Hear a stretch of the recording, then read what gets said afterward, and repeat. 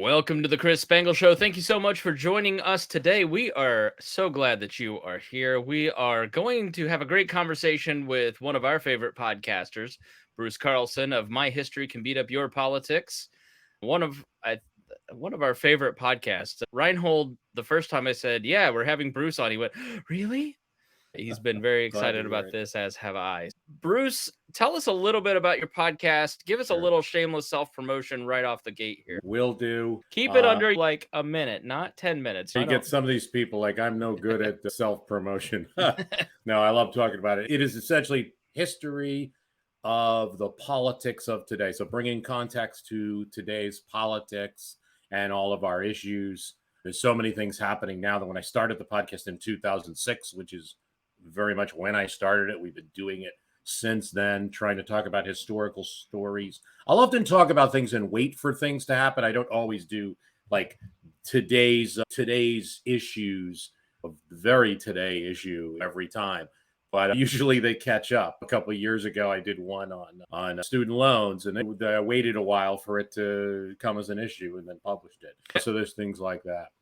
We've had something very similar to that, where we don't really need to do the migrant border crisis episode again. We just rerun the 2018 episode. Oh, okay. Why are young men committing violence? Let's pull out that episode. Yeah, so our back catalog is very similar in that respect. When you cover current events, and it's like the Trump indictment stuff, we're not trying to be first. We haven't done the episode on it yet. We're trying to be good. And I think that sometimes helps, but we're having you on. Reinhold, you're the one that set this up. What do you want to talk about, and why did you have the idea for this particular episode? A couple of reasons. One was the 6-part Fall of USSR series with the addendums added on at the end, which I really liked. I thought was very enlightening, especially in today's time with what's going on with Ukraine, because I think a lot of what happens in that time frame, as Bruce explained very well, led to them going to a Putin, which then led to where we're at it now, and how Ukraine played a part in the fall of Russia too, and how that all plays through. And a lot of people, I think a lot of Americans just don't get a lot of the Russian society impact into what's going on. And we try to put our own spin on things as we would see it, as if it were happening here. And I think this series really does a good job of highlighting that. And I just kind of wanted to hear more about how that comes about, and maybe what Bruce thinks about, what you think about it, how that involves what's going on today.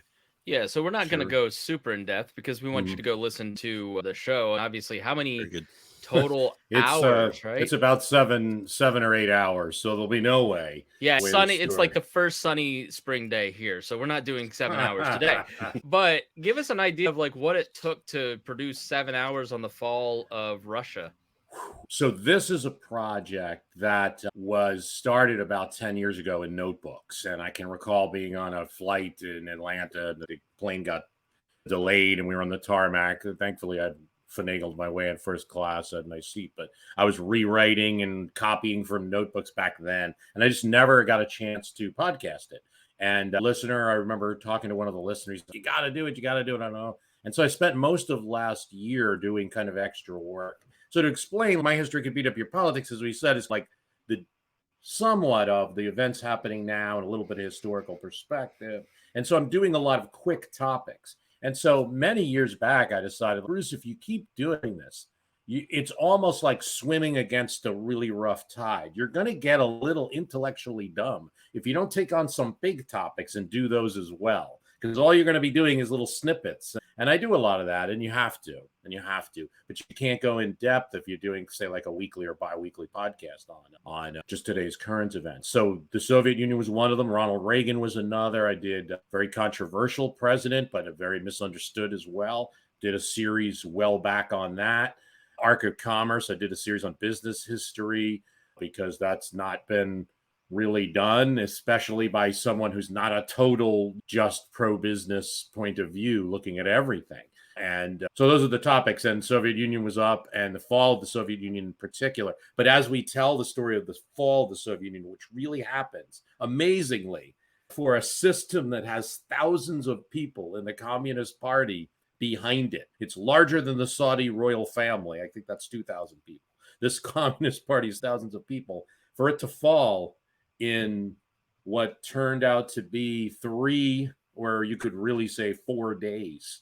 It's safe to say the 4 days in 1991 is incredible and amazing. So as I tell the story of those 4 days, we're inserting the story of the recent, mostly the recent Soviet Union and the Soviet Union in the 70s and 80s. I kept it there with a couple references to Stalin things, because how can you not talk about the Gulag and Stalin and Brezhnev and everything else?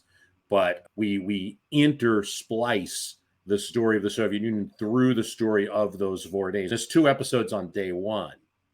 So it was just the only way to do it, to have, I started trying to do an episode a day, and it's just too many events going on in Moscow streets and everything like that. And yeah, we tend to think of it as a week-long event and the fall of the Berlin Wall, and that's how but the Berlin Wall came, what was it, months or years before that? Like, it was 89, so it was 2 years. Yeah, it was a long, but like when we look at the root causes of why the Soviet Union crumbled, what are some of the first cracks? I've heard Gorbachev say Chernobyl was one of them. Reagan takes credit for the arms race. What are some of those top line things that really led to the fall of the Soviet Union?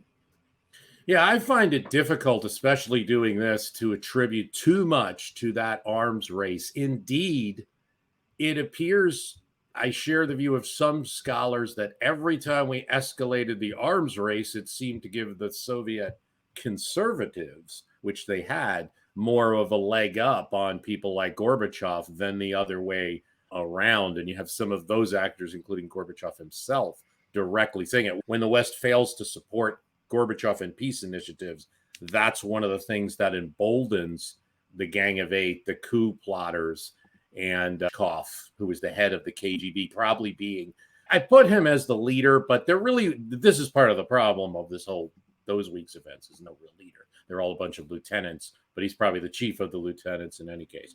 But to go to the larger causes, yes, terrible economy during this time. It's time to bury some macaroni. It's time to bury some bread, the types of things you hear on Moscow streets in 1990. Gorbachev launches these economic reforms, but the system isn't really ready for it. So you have people, you have immense shortage of supply, larger than people had remembered, even in the key communist Brezhnev times of the 70s, when oil economy was fueling the Soviet Union, which is part of the problem in the 80s as well, is that oil prices dropped. The Soviet Union, as much as it says it hates the West, is getting financing its little system from oil revenues sold to foreign countries. And that's what makes the communist dream become possible to the extent it is in the 70s, to even fund like their social programs. That drops in the 1980s. Oil prices drop and they're a producer. So that's a problem there. Gorbachev institutes a very foolish prohibition, really close to that. It's not an absolute prohibition, but you can only get vodka from the state stores, heavily taxed, big long lines. People are drinking all kinds of chemicals that they can find and selling. There's a huge black market for alcohol. But those taxes fund the Soviet Union government. So that's part of the problem too. You're right, and Gorbachev's right to cite Chernobyl as the real television event that the government was lying to people. Oddly enough, it helps the leader of the government, Gorbachev, in a way, because he's introducing reforms. But for a lot of people at the same time, they're also blaming Gorbachev, who lied in some cases about the response to Chernobyl and the magnitude of the disaster. And it's also the battles between liberals and conservatives that, in releasing certain like Sakharov and certain human rights prisoners in the Soviet Union, and then them taking part, being people's deputies in releasing free speech, essentially. Yeah, is it the Glasnost reforms? How Glasnost, you always I think those of us who are younger, I'm 39, so I barely remember the Soviet Union. I was alive during it, but I was like in first grade when it fell. So you don't have an understanding of the complexities of this. So people my age tend to think of the Soviet Union as North Korea, where it's very closed off, very shut down, total controlled society. I doubt that's probably true now that I'm a little older and wiser. there's the American myth or truth, I don't know, you tell me, that glasnost and the opening of the economy, the opening of society, allowing in blue jeans and all that good stuff, American society infiltrating with rock and roll is what collapsed the Soviet Union. How much does that contribute to it? It's look, what it is like many things in history, it's multivariate. We love to, in textbooks, to name one solution. Lincoln freed the slaves. These are the textbooks. That's not even really the history teacher or textbook's fault. They try, but it's how we remember things. One thing, but these problems are multivariate, and so it is with the Soviet Union. But there's a lot there in glasnost. So with glasnost, we think of that as openness or free speech as a translation, but the actual word is publicity. So it's perestroika's reform, and that's the economic part, and glasnost is free speech, publicity. See, it's a top-down driven reform. The idea was always in the Soviet leadership, which had a range of liberals and conservatives, reformers. Your Soviet, maybe a little bit earlier than baby boomers, baby boomer type people, children of the 60s, say, children of the 50s and 60s, who were coming of age post-Stalin, had a lot of reform minded. There were some reform movements that occurred in the early 70s that were clamped down on by Brezhnev. And then there was Gorbachev comes to power as a kind of reformer, a little more establishment reformer, if you ask me. But so his idea is, and I always was, even going back to Andropov, who was the head of the KGB under Brezhnev and later briefly became leader of the Soviet Union, was that if people are free to speak, we can root out some corruption. The problem with the system's great. We just got to root out that corruption. There's people stealing. There's people shirking their duty. There's people that are drinking vodka or in the subway when they should be at work, in the factory. All we got to do is have publicity. And in another way, we might say this is eyes and ears, or the very American common, if you see something, say something. That's really what glasnost is. But anything, it's a snowball and it starts expanding and expanding. And the KGB initially really supports Gorbachev's rise from a lot of what we see, and even perestroika and glasnost. After all, Andropov had done some of this. In the 70s, there's a magazine called Argumenty and Fakti that's released from its normal bounds, and people are talking. It's a kind of letters to the editor magazine. So you have a little elements of this, but Gorbachev accelerates it, and eventually you start having people criticizing Gorbachev and criticizing the KGB and criticizing the Soviet way of life. There's a famous champion weightlifter who was the 1960 Olympic champion from the Soviet Union, who showed that communism could rule the world. He was a hero. And he speaks out on television as one of the people's deputy against the KGB, he calls Gorbachev a petty tyrant, and he also calls the government incompetent. And people are seeing these messages, and the system as it is, they're thinking it's going to improve the system, but that free speech really starts to erode it. Western genes, Western music, yeah, that's a part of it. A lot of that had started to come in, and it was unstoppable with transistor radios in the 60s and 70s, of jeans, very popular.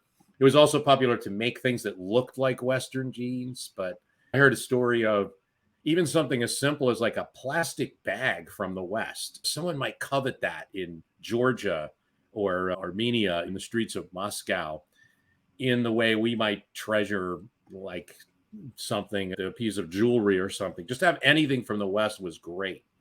That may have not alone eroded things, but certainly it probably didn't help from their perspective.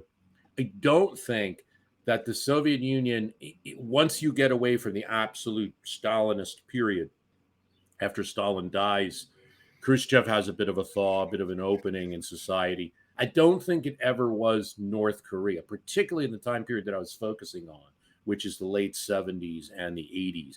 I think you have more openness. I think particularly the younger generation there's a little bit of laughing at the society. There's a little bit, a lot of what I did in this podcast is pick up comments from Russians, either through novelists or like Henrik Smith, the journalist, I should say, who goes to Russia and picks up in the 70s and 90s and picks up interviews, or people writing on Quora living in Russia today, talking about their times, or other people who had blogs. There are a couple of blogs I captured back in 2010 and had in my notebook that aren't on the internet anymore, which I thought was great. It's a piece of history now of people explaining how things were. And you hear things, you hear what people thought of Gorbachev, usually not very much. He's admired in the West, not so much in Russia. And you hear a lot of other things and takes on it. But there was a lot more talking with a little bit. I think there's one older Russian who said, well, young people know not to tickle the goose. There's a little bit of that. Like, you had to watch. Think about it like being at work and you have HR, but the HR is more like the government, and there's a first department in every factory. And that's really responsible to the government, not just like a corporate HR. And a lot of people are reporting things way more than, I don't know, in some companies. I think we probably feel like the HR is like the KGB, but people are saying things about other workers and stuff. But think about that accelerated like 10 times. Yeah. Have you seen Chernobyl on HBO? I haven't seen the whole thing. Of course, I studied that issue a lot. Yeah, it's a great show, but it just shows the malintent of bureaucracy, whether intentional or unintentional, where it's cold and unfeeling, and we're just protecting our behinds, and we're afraid of the upper echelons of the government. And whereas Gorbachev wants to be told what's going on, but not in the wrong way. When people started throwing eggs at him at the parade, when they did the victory parade in 1990, I think that's when he realized they could not even visit Lenin's tomb, which the leader of the Soviet Union would do every year. But there were protests in Moscow over the bread shortages. And that's where I think the moment where he starts to go a little rightward or wiggles a bit between left and right. And he's between the years 89 and 91, he's really in a kind of dance. I really think 89, the year that the Berlin Wall falls, is a much more important year to focus on, even though the coup happens in 1991. Can I stop you there just to set it up so people have an understanding? Can you give us an idea of the structure of the Soviet Union? Who are some of the players and levels that you're talking about briefly? And then what happened with the Berlin Wall falling and the Warsaw Pact dissolving, which led to 1991? I think maybe some of that context, just for the people who I don't even know who Gorbachev is. You're right. What the heck are we talking about here? Yeah, very important. Very important. So the Soviet Union is obviously from 1917 to 1991. It is a country. It is an enormous country because even though some people say, oh, that's Russia now. No, Russia lost almost half its territory, if you look at it that way, with the loss of the whole Soviet Union.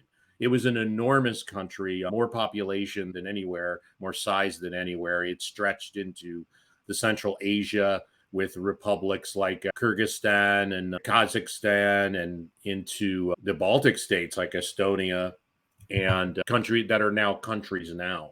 And they play a key part in the whole thing. So you got to think of this very large country. The leadership of the country is interesting, a little different than today, but think about it like this. If we only had the Democratic Party, all right, and somebody's cheering, somewhere somebody's vomiting now when I say that. If we only had the someone's saying they're all the same anyways, and we have one state of singular someone's control. saying that. And that is actually a great way to think about the way the Soviet structure is, because you only have one party, and they abolished all parties upon the real completion of the Soviet project in the early 20s, when they had finished the revolution there and brought in all the different socialist republics that were allegedly independent, like places like Kazakhstan, but really responsible to Moscow. So you have the leadership of the Communist Party as almost a government. You have the political leadership, which is certainly a government. So like the Politburo, this is the group that runs the country, and there's a Supreme Soviet. And did they go through sham elections to be like president of the Soviet Union? Yeah, there were a lot of elections, not for president, so the president's appointed, but for all the deputies and all the positions. There actually were a lot of elections in Soviet Union, strangely enough. Did they have, like in Russia, I know it's a federation, right? Just like states within Russia now. Did Russia specifically, because Russia and the Soviet Union are not the same thing. You had all the satellite states within the Warsaw Pact. You had Russia. It was just the most dominant figure. But It was. did Russia at that time even have governorships and like local elections all the way down too? And were those, I assume they were not open, free, and fair. They weren't open in the sense that no one was running against people in the Soviet Union. There is an interesting thing that goes on. The answer to the question, though, is absolutely they did have those things. They had the local. Sometimes those people in the hinterlands and in Siberia and like that became little chiefdoms, little very. In fact, it was really difficult for people like Gorbachev or even Putin when he first came to power to dislodge some of those very powerful local people who had their factories and their power base and things like that. But no, there would with one party, there are a lot of elections in the Soviet Union, and you do have things like talks where people they have to sit there and respond to voters and things like that. It's just if somebody gets too cranky, I've heard stories where, say, the late 70s and going into the 80s, where if people complain too much at some of these meetings, they might find that they've lost their job or lost their promotion. Something's in their characteristica file. So it's not exactly as great as here, but they do have an interesting thing that happens is, you know how like on eBay or Uber, you have a rating system from 1 to 5 or whatever it is, but you really with eBay it's like 100, but you really have to get super high. You're just not allowed to get anything low. And that was happening in the Soviet Union. So if they did have a vote and somebody got a really low vote, they may not get nominated by the party again, because they still have to worry a little bit about popular opinion. But it's not like you had 3 different parties. They were approaching that right up to the point of the coup. That was getting to be a real thing. We're going to take away the Communist Party's dominant role or exclusive role in the government and open it up to some other parties. And the pressure for that was coming from left and right, who wanted reform, and also like more militaristic parties that would be more aligned with KGB and military and things like that. Because in some cases they felt the communists were too liberal or reformist, you might say. So you have a party government, you have the actual government. In the person of Mikhail Gorbachev, he holds that dual role. So he's general secretary of the Communist Party, and he's also the president at the time of the coup, at least. They established the position of president of the Soviet Union. He has those two things. It's also important to talk about in the Soviet Union that there's almost a third and there's a fourth and fifth to think about. And you brought up a sixth. So there's the local government, might be the sixth. The fifth might be the Supreme Soviet, which is their Congress, and you might say Supreme Court all in one. And then there's the KGB and the secret police. So this is not just an incidental thing that like someone like a Gorbachev orders around, even though that they can. They have their independent political activities. They're really a structure of society that's supposed to be a little independent from the government in case something goes wrong. Someone described it as a time bomb within the Soviet structure. So they have all of these elements, including all the republic governments, but mostly up until the late 80s, those governments are pretty subservient to Moscow. And so even when people say Russia's just one of the republics in the Soviet Union, it was very dominant. And ethnic Russians really were a big part of the government. Ukraine actually is part of the Soviet Union. That's important to say here, and very influential. Almost a good number of the leaders, Khrushchev's one of them, come from Ukraine. So it was always very powerful, huge population, huge economy, and that's part of the conflict you're seeing today. Yeah, that's part of why Holodomor happened in the 30s. It was it's the breadbasket of Europe. If you control the food supply, then you control a lot.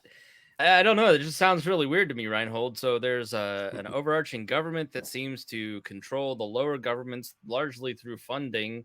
There's a spying apparatus, and there's a one-party state. Amazing. It's just so different than us. Reinhold, go ahead. If you want to jump in here, I'd love for you to ask Bruce a question. Because I told Reinhold, I said, listen, I haven't listened. I know you've listened to all of them. I want you to lead the conversation. We're 27 minutes in, and Reinhold has not asked one yet, which is Bruce, standard operating procedure here on the show. SOP. Yeah. A couple things I was interested in, and I guess at that point now, I'd like to talk about the coup attempt and its failure. Kind of a two-part question. Who was getting couped? Hold. So they were, as I understand it, they were taking the Soviet, were trying to basically replace Yeltsin, and by saying that Gorbachev was sick and take over. So they were trying to take over. Yeah, the Soviet Union was about to develop something closer to the EU, where these republics would now be. This is after the Berlin fall, after East Germany. This is 91, right? This is 91. There's the discussion start in 90 of let's get Yeltsin, Khrushchev, the Ukrainian leader, and I forget the name of the guy in Belarus at the time, but they're all interested in being, they're not yet for independence, so they're going to work out a deal with Gorbachev to form more like an EU, a much where they are going to have a lot more autonomy. And one of the key things is KGB now, under this new union that they're going to, union treaty they're going to sign, KGB becomes like our, closer to our FBI. Because to your point, I know it always feels like there's this woman that I quote a lot, Evgenia Albats, who studied the KGB intensely. And she just stops talking to people to compare the FBI to the KGB. It's just the depth of integration with society, with the powers that they had, and the untouchableness of it was just so much. But they wanted to get it more like our FBI, where it's, it can do some things. It can surveil people and stuff, but you're going to be under our instruction as republics now, not this crazy independent thing that we don't even know what you're doing kind of thing. And that you want to have say over who's going to be the next president in our countries. No, we're not going to do that. So the more subservient KGB and just more autonomy. And he goes to Gorbachev. He's all under a lot of strain, and he wants to go to Crimea, where one of the president's palaces are. It's a really nice place, and in Foros. And at that time, he gets a visit on the door. He gets a visit from it's late at night, and he gets approached by a security team. And they're like, Mr. President's been here to see you. I'm the president and the general secretary of the Soviet Union. Nobody comes to see me. I didn't invite them. I'm sorry, you have to see them. They're our boss. And so they say, Mr. President, we want you to sign this to hand over your power. He says, no, I won't be part of it. They blockade him. Cut off his communications, goes to pick up the phone, can't pick up the phone. So now Gorbachev is not harmed physically yet, at least, but he is cut off. And then they blockade the airport. They blockade any communications. They blockade him physically and with his family. The family's pretty scared and concerned. They know what's happened in Soviet history before, even though the USSR is in what they call their vegetarian days. So that's the events. And then over in Moscow, there's a gang of 8 people, significant players in the Soviet system, including the head of the KGB, not surprisingly leading it, who are announced that they've formed a government. They've got the vice president. So they've got some form of constitutionality, but they're not really following the right procedure. And that's announced on a Monday morning. What did Yeltsin play a role in that too? No, Yeltsin was part of was going to sign that union treaty along with Belarus and Ukraine, and they'd probably get most of the others along with it. But to form if they had those 3, they could essentially form a new union and still have Gorbachev as president of the Soviet Union, but a weaker Soviet Union and a friendlier one for the West, likely. He go ahead. Barricaded into his offices too, right? So he's at his dacha, which is his vacation house outside of Moscow, after he had been down in Kazakhstan organizing, and he's about to go back into Moscow, and then he learns of the coup. There are KGB at his dacha. Now, for reasons that are still a mystery, and a lot of speculation and things like that, of course, just every aspect of the story, but for reasons that are still a mystery, I tend to think it's because the coup was, they didn't want bloodshed, and they figured they could control certain things. They also realized Yeltsin hates Gorbachev. They're rivals, even though they're both like on the reform side, ostensibly.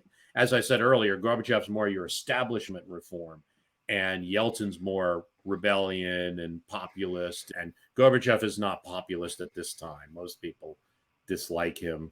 Some like him, really like in the city of Moscow, and people in government and stuff might like Gorbachev, but the overwhelming, Soviet citizenry, there's not high opinions. I have lots of quotes in my podcast about comparing him to an idiot and a Cossack and things, Don Cossack and things like that. But yeah, so Yeltsin is a mistake definitely made by the coup plotters. He is not detained. Now, he might have been and might have narrowly escaped, as we talk about in the podcast, but he decides to take his car and go into Moscow and go through what are hanging out like in the trees outside his dacha KGB agents and a larger force than the security he has. He tries to go to the Kremlin. He wants to meet with these guys. Yeltsin takes no prisoners, as we'll see later. He is a very brash. He was fighting like hell with Gorbachev. That may have, as I said, that may have been one of the reasons the coup plotters didn't think they had to lock him up, because they thought he might have delighted that Gorbachev was a prisoner essentially now and being removed. But they were mistaken in that. He wanted to talk to them. He called it illegal. He goes to the Russian White House, which is his place of business. And to your point earlier about these local republics, did they have a lot of power? That Russian White House building was essentially like a paper stamp, like a government. We might think the office of the treasurer, not even the treasury, but the treasurer today or something, like this routine business office. And it's a very nice building. It has a kind of like jet design because it was made to be an airplane company office at first. But no one ever thought of it as a historic place. In fact, no protesters are there at the beginning. There's no one's thinking about protesting there. They're in Red Square, and they're being pinned in by tanks as they're protesting. Very small group, too. Yeltsin goes to the Russian White House, and he does end up becoming a form of a prisoner there because he won't leave for the next few days. So so let's just set this in time. So the Berlin Wall falls in 89. This is 91 when the coup attempt happened. The Soviet Union does not dissolve from this. How does the coup actually come to an end? How did they end up getting out of this jam, Gorbachev, Yeltsin, and everybody who was, let's keep the Union going together? Yeah, the short answer is because, again, it's a 6-part series and there's so much. So I have 2 episodes on day 1. That's the Monday, when people wake up and hear on the radio that there's a new government. In Soviet fashion, you get a variety of reactions. Some people are like, good. That Gorbachev guy finally they'll do something. Bread on the shelf. Swan Lake. Yeah, Swan Lake is playing, and they play Swan Lake. There's one thing in there where you were talking about how there was a journalist who was upset that he hadn't been shut down the day of the morning of the coup. Yes, there's a newspaper I believe it's Investia. They're upset. They're not shut down. And in fact, the printers then are the ones that end up saying, we'll refuse to print this paper if we're not allowed to say everything we want. It's like there's one comedian who has puppets that I won't name, I'm doing the uncanceled tour. I haven't been canceled yet. Please cancel me. Please, dear God. I need the social proof. Absolutely, because some of the players, certainly Yeltsin, is the ultimate canceled person, right, that comes out of this crisis as a hero and a leader of a government after that, where if he had to stand up on his own merits and run as a candidate and explain how well he would do and stuff, it might have been a little tougher. But kicking 2 legislators out of a legislature, and then all of a sudden they're going to be congressmen now. We never learned. Heroes. They created some heroes, no doubt. Similar thing. Now think about that and take Tennessee and put it into the Soviet Union, where people cannot trust any information they get. I know it's true here too, but we have so many sources, podcasts and Twitter and things and people and things like that. But think about it, where people aren't free to speak in broad ways. The Soviet Union's like not North Korea. That's a great line to draw. They're free to speak in their kitchens. They're free to speak in rooms. They're even starting to do a little more outside as you get to 89. And you have certain clubs and groups and things. There's a memorial group that's going to start to talk about the Gulag prior to this coup. They start up during the Perestroika period, which is really after 86, when Gorbachev launches his Perestroika and Glasnost reforms. So you really do have it, and that's what's seen in this coup and why it unravels, because if they were North Korea, some of the actions that unraveled what the coup leaders did, they just would have shot a person or two and taken care of it. And there was some fear of that. It wasn't like that wasn't on people's minds. Later, when he's leader of this August 1991 coup, when he's interviewed, he has no regrets. And he said, if I ever did it again, I would have detained Yeltsin. I didn't say I'd shoot him or anything. If I detained him, I would have detained many other people, and we would have isolated the opposition better. And that's really what they don't do. Ryzhkov incidentally becomes a trusted. He's the boss of Putin during the time we're speaking. Not directly, because officially Putin had quit the KGB, but there's also a theory that you never quit the KGB. So yeah, wasn't he a taxi driver maybe in St. Petersburg? He had to do a lot of things.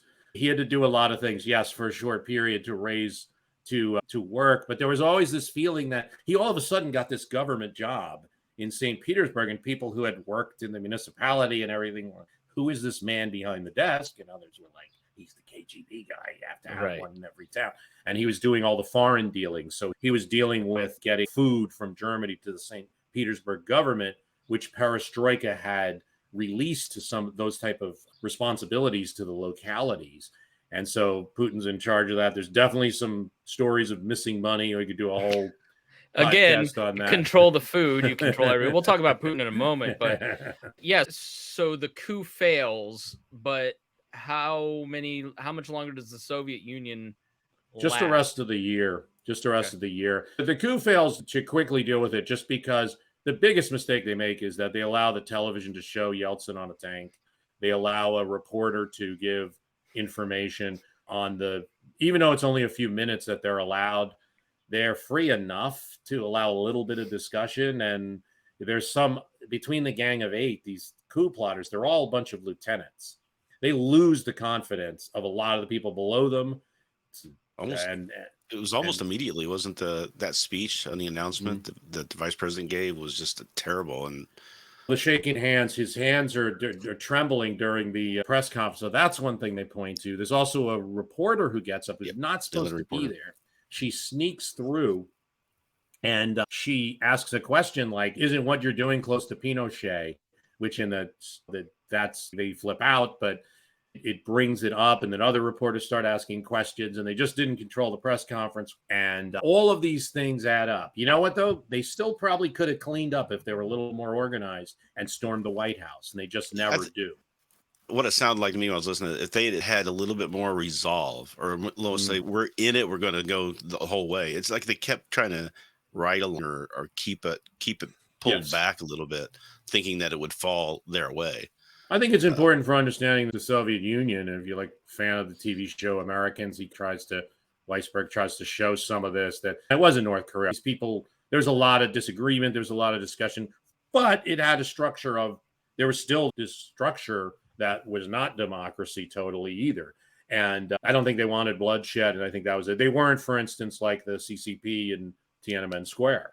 That was just like shut down. Although I will tell you, Khrushchev later felt that he should have been, and he felt that he could have starved out the Russian White House. But they don't. And eventually the coup plotters fail, and they realize they're going to get arrested, and they go to Gorbachev to try to beg his forgiveness. He throws them out, and then they're all locked up, and the rest is... And then, to your point, it's just the rest of the year that the Soviet Union lasts, but it's always pretty much known that something's going to happen here.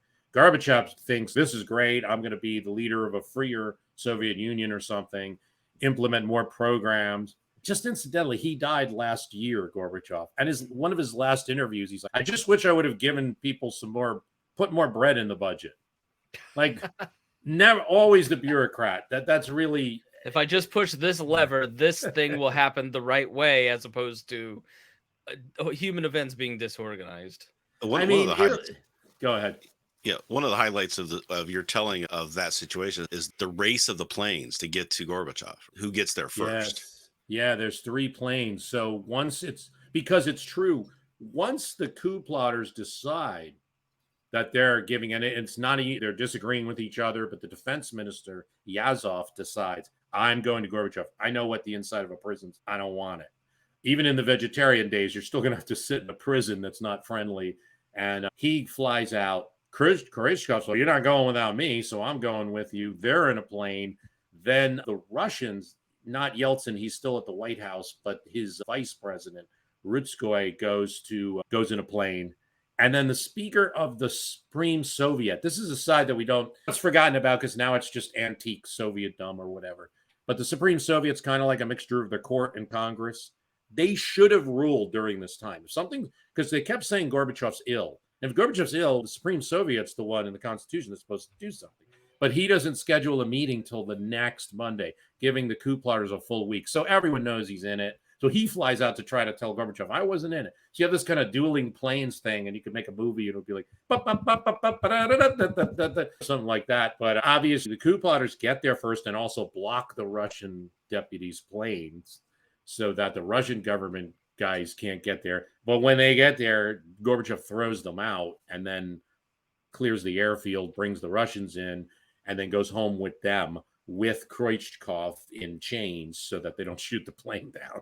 So it's only about the rest of the year that it takes to unravel the Soviet Union. But as I talk about in the podcast, I feel like it's really almost 2 days, because after the coup is resolved, it's the interactions between Yeltsin and Gorbachev that happen. And one of them is that Gorbachev starts reinstating people, and Yeltsin tells him, these people you're putting back in power were part of the coup. That's the deputy of the guy that you just arrested. And Gorbachev would say, I'll have to look into that. I don't have the power to fire him. And Yeltsin said, I am not leaving your office until you do. And I said, in that conversation, the Soviet Union ended and it became Russia, more or less. It just, the rest of it was just watching the sparks. Gorbachev, who was never popular, gains a little popularity for being a martyr, loses a lot of it in the next couple of days because he just won't implement reforms fast enough that people want. And it is now documented that the Communist Party was involved in the coup and did nothing. And Gorbachev will not get rid of leaders of the Communist Party or ban the Communist Party. He calls it a witch hunt. Yeltsin calls him out on it very publicly. And it makes Gorbachev look like which some people suspect. Some people still suspect to this day. I don't, but it's possible that Gorbachev was part of the coup, that knew about it at least. I figure, Gorbachev was a dancer. He could read situations. Maybe he said, let me sit here and see what happens. But in any case, he loses a lot of his political power. And by December of 1991, he's forced to abdicate in effect and end the Soviet Union. And it becomes a weaker CIS, which is Russia, Ukraine, Belarus, Kazakhstan, and all of these countries that are just in a defense cooperation. And then you have events later that will figure out, like the Ukraine gives its nuclear warheads over to control of Russia, things like that. Yeah, 1993, Bill Clinton forces the Ukrainians to give up their nuclear weapons to Russia in exchange for a protection pact, which was reminded of a lot. Zelensky kept pointing that out. To be fair, the goal here was we wanted to get it to a few countries that had nuclear weapons. I don't think it ever worked, but they didn't want it in Ukraine is corrupt, has always been corrupt. Zelensky was about to be impeached for corruption right before the invasion. Every single government since 1993 has had some major level of corruption. That's just the nature of these former USSR countries. Once they declared their independence and started walking away from Russia, you had bipolar influences between the West and NATO and the Russian Federation and wanting to rebuild that. And that is really still going on. That's what's influencing Ukraine now. Can you talk a little bit about what happens after the Soviet Union falls? Yes, and then this competition? We here are not the type of libertarians that just say it's all NATO's fault. The reason NATO was expanded was because of Yeltsin and Putin's prosecution of Chechnya, which wanted to break away, and Yeltsin said no, and they went in and committed atrocities. And then all these former Warsaw Pact countries went, ooh, I don't want that. Let's go join NATO. But then, that tit for tat of constant mistakes between the two, the West and Russia, in these Warsaw Pact states, which are, think Ukraine, Belarus, up to Estonia, just the buffer between Germany and Russia, have been up for grabs since 1993, 1992. There's so much there. And another thing I'll throw in just on that point before you lose sight of it is Iraq. Iraq is I don't even think at the time I thought about this angle, because we weren't thinking about Russia when we were thinking about Saddam Hussein, right? At that time. I was thinking like, God, I hope they don't launch this invasion in 2003, to be quite honest with you. I was not a fan. And didn't seem 2001 Afghanistan. I was right there with everybody. I wanted to be more covert ops and get bin Laden, etc. Like I thought we were having a lot of success with in 2001, but then shifting over to Iraq, I never thought about the impact on Vladimir Putin or Russia. And that's where I'm a little, that's about as close as I get to any kind of his point of view on things. Like, okay, I could understand that was, okay, that was wrong, guys. Should have let you know we were invading a country, right? We were invading your Mexico, like right next to you, kind of thing. Maybe your Guatemala, to be accurate. It's certainly, if someone invaded Guatemala, we would want to know about it. In fact, we have a whole doctrine about that. So you get that. That was, the rest of it gets more political and certainly entangled. The thing to talk about after the Soviet Union, I'm glad we were able to touch on it, is that because from the real point of view, we've been talking about a lot of the leaders and the coups and in the top level stuff. For the average Russian citizen, the fall of the Soviet Union was a disaster. And it was devastating. They lost the amount of wealth, just savings, that was wiped out because they had a horrific inflation and needed to spend real assets on bread. About the only thing that they were able to keep in most cases was their flat, because it's a state arrangement. So you have this flat, and in some cases you have to rent it out. The family that may have never rented their flat out before, then a nice Moscow apartment, now has to rent a room because there's just no money to pay for food. Food used to be the cheapest thing in the Soviet Union, and now is the most expensive. Although it was always expensive for good solid food. So this disaster happens, and because you released all of the societal obligations and pensions, and at least reduced all of that and made it ridiculous through inflation, and then jacked up prices. Let me just interject. National divorce people, pay attention. But there's a great book called Who Lost Russia by Peter Conradi. It's really good, and it talks a lot about how the Americans in the West actually are the reason that they made it, because we propped up Yeltsin and gave the Russian government tons of money. And then sometimes we wouldn't give them the promised aid, either monetarily, and then sometimes not even some of the humanitarian aid. But we were feeding Russia and some of these former states for a long time. And the debate in Russia in the Yeltsin years was how close to get to the West. And there were a lot of people who were very anti-Western, obviously. They had been part of that forever, but there were a lot of people in Russia who had a lot of goodwill. But I don't think you can stress the importance of how broke and poor the Russians were after the Soviet Union fell, and the hit to their national pride that was taken by having to accept aid from their former enemies, which I think plays a huge part into Putin's swagger coming along and creating several scenarios to help himself get elected. Masha Gessen's couple books, The Man Without the Face, is a great one on the rise of Putin and what happened. Gary Kasparov is really prescient, really, when you look at his book, The Winter Is Coming. But let's talk about Putin and how he comes. We can start in 1989 with a KGB agent in East Russia or East Germany losing his mind, and how that plays into his psychology and how he develops. I think you have to understand that East Germany was like their model.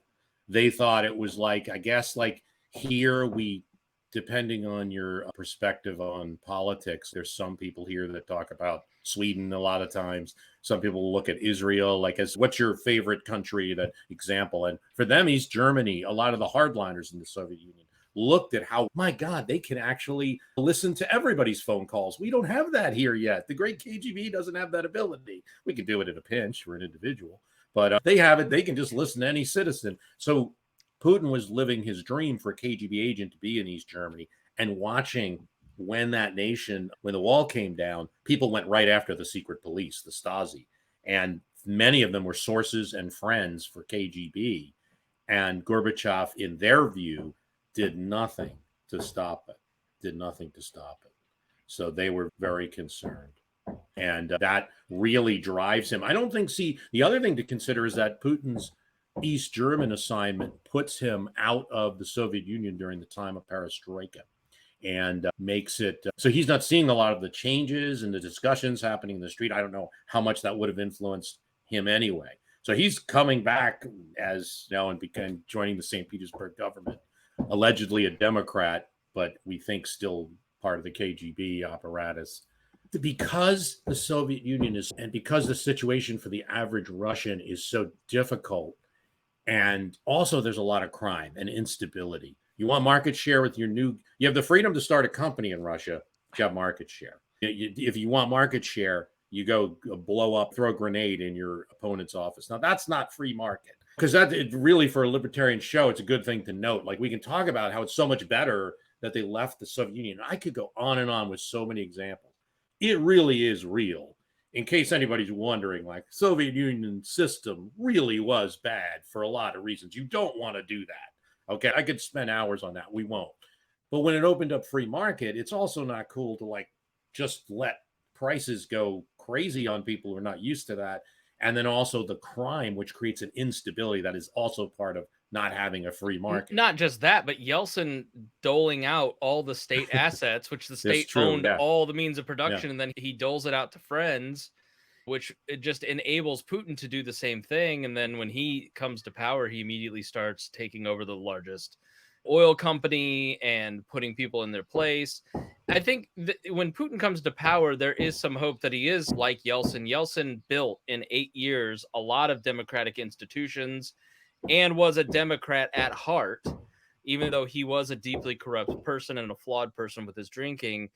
But it took Yeltsin. This is one thing I think we have to keep in mind as and maybe we'll end on this.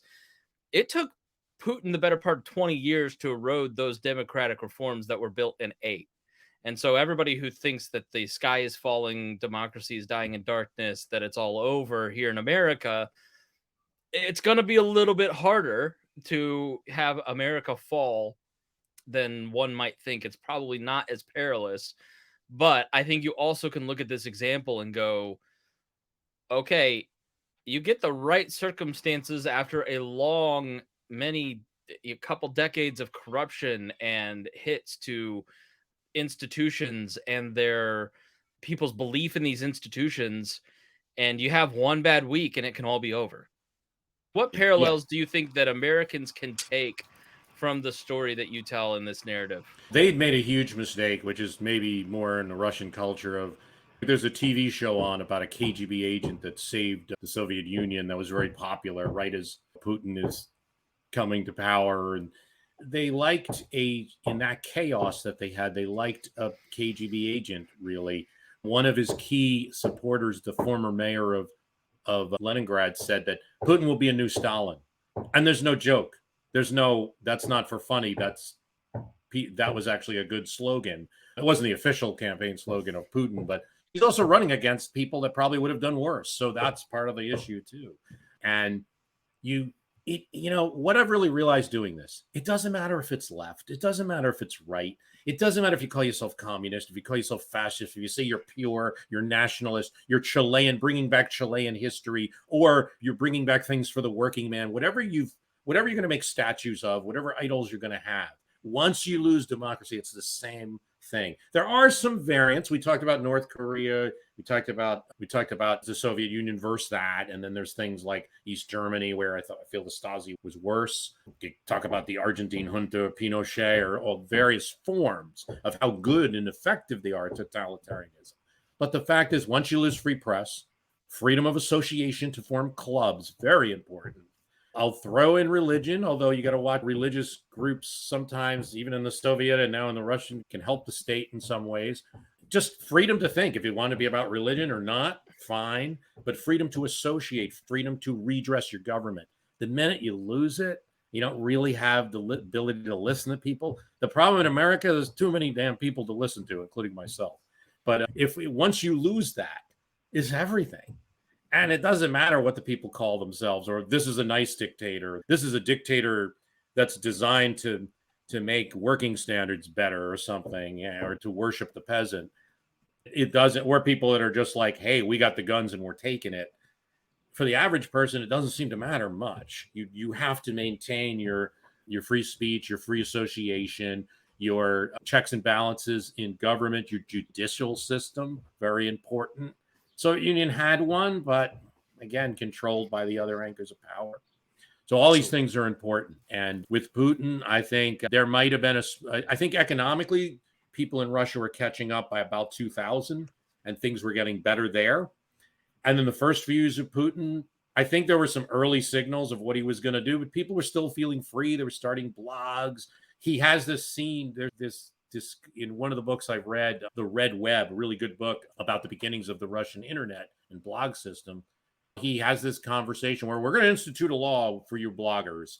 And then he magnanimously shuts that law down. No, it's not a good idea. And everyone's like, Putin's great. He's going to allow us to speak free. It doesn't last long. They do other things to it. So you see the road, and we got to watch it. And it's definitely a cautionary tale. I don't want to be cartoonish about Russia or the Soviet Union or make fun of people or insulting to what's a great country, great people, great thought. Some of the best democratic hopes were there in that moment in the Russian White House in 1991. People stood up for democracy, and I wonder if we're as willing to do what those people did in 1991. We should think about that sometimes. But the example is still a cautionary tale. Another great book is Anne Garrel's Putin Country, which she lived in a rural area of Russia. And a lot of it mirrors. Now, Putin is, I don't know, Trump's pretty skilled, but Putin's just so good at manipulating people in KGB training. That's KGB training. They didn't just learn judo. Yeah. And just the testosterone's off the charts with this guy. Reinhold, go ahead. Wrap it up here. What I was saying is that what I got out of this too was the things that got bad after the coup and the fall started happening, and then the reforms that were being put in weren't working. So people, like we had talked before about how Americans don't think about this. We get mad when we go to the store and eggs are $5 a dozen, and they were paying like what $25, $30 if they could get them, right? So things were really rough, and a lot of people in our sphere will try to say we want to collapse the economy and everything so we can build it up and be more free.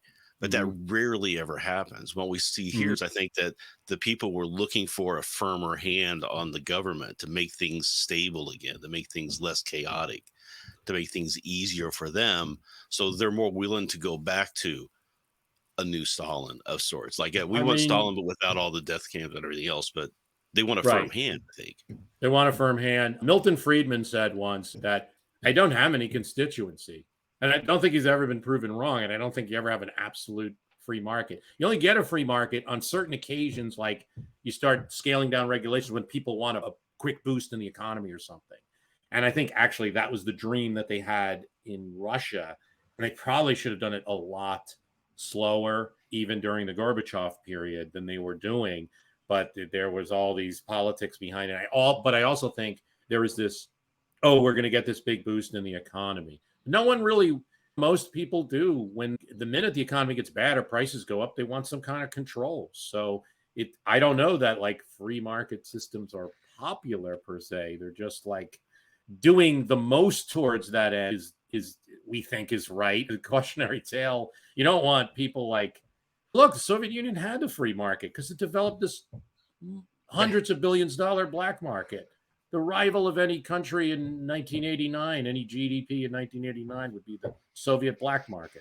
But you don't want that. You don't want that extra cost and people having to risk arrest to buy something. But it is true. The average American, I tend to think it's like they actually want things taken care of for them. And if the free market thing gets too out of hand, look at the stock market, always linking up stock markets to presidents. What do they have to do with that? They got nothing to do with the stock market. Anyway, I just saw some major. Well, we're never going to get through this crisis if we don't have price controls on a global level. I'm like, okay. Weeps and Thomas Sowell. All right, Bruce, tell us how we can find the podcast, where we can find the podcast, and listen to the series. Sure. www.myhistorycanbeatupyourpolitics.com. It's My History Can Beat Up Your Politics. You can find it on iTunes, Apple Podcasts, Overcast, wherever you get podcasts. It is one of the more recent. I only have a couple of episodes more recent than the 6-part USSR series, Fall of USSR. Also, there's an extra notebook. There was so much in the series, I had a whole full notebook to talk about in a 7th episode that we added recently. If you have a long car ride, hey, I'd be honored. All right. Thanks so much, Bruce. We really appreciate it. Great to be here. Thanks, Chris. Thanks, Reinhold. Thanks, Reinhold, for setting this up. And thank you, listener, for tuning in. We ask that you go support Bruce. Check out his podcast. If you liked this, if you learned something, the best thing you can do for any creator that you like, short of giving them money, is to share their work and say thank you. I really enjoyed this, and spread the word of mouth. That's how you can support us. That's how you can support Bruce. And like I said, everybody else that you like. All right. Thanks so much. We will see you again here on the Chris Spangle Show.